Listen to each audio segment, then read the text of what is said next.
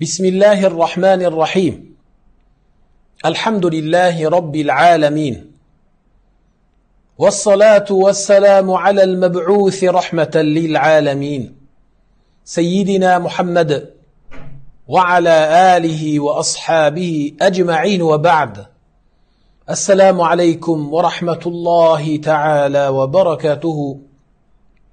Hurmatli aziz yurtdoshlar va kanallarimiz muxlislari, siz azizlarga, barchangizga Eid-i Fitr bayramingiz muborak bo'lsin.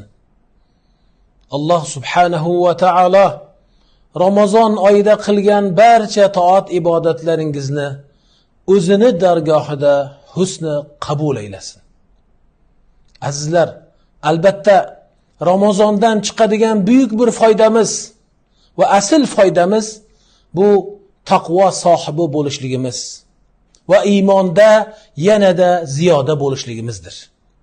Bo'lib ham Qur'oni Karimda. Va biz shohidmizki, albatta barchangiz ham kecha-yu kunduz Qur'on tilovatida bo'ldingiz.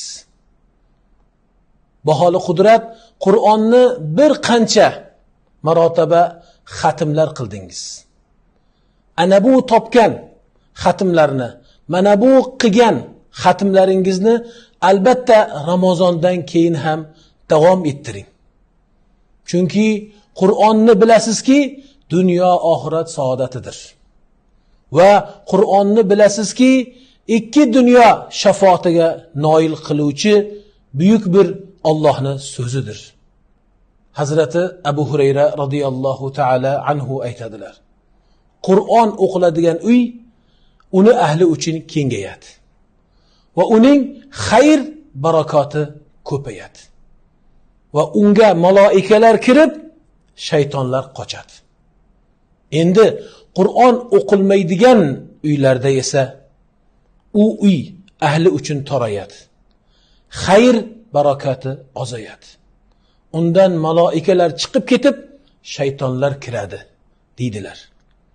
Va asarlarda keladi, Alloh subhanahu va taolo o'zini maloikalarini yer yuziga nozil qiladi, bandalarining hollariga shohid bo'lishlari uchun, bandalarining hollariga, qilayotgan ibodatlariga, e'tiqodlariga guvoh bo'lishlari uchun Alloh subhanahu va taolo o'zini maloikalarini yer yuziga tushiradi. Ana o'shanda maloikalar osmondan tushib kelarkanlar kimni uyga keladi? Qararkanlar yer yuziga, qaysi bir uydan nur chiqib tursa, o'sha xonadonga tezlikda jamoat to'da bo'lib kelar ekanlar. Albatta u uylar, u nurli xonadonlar Qur'on xonadoni bo'lar ekan. Qaysi bir uyda Qur'on tilovat qilinsa, tilovati Qur'onning nurlari maloikalarga osmondan ko'rilar ekan.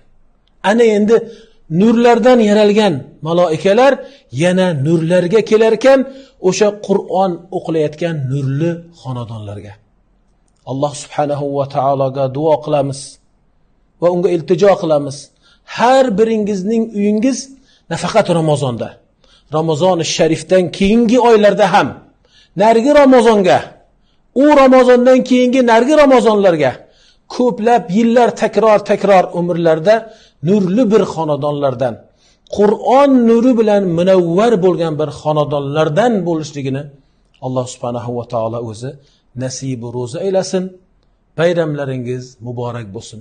Vassalamu alaykum va rahmatullohi ta'ala va barakatuhu.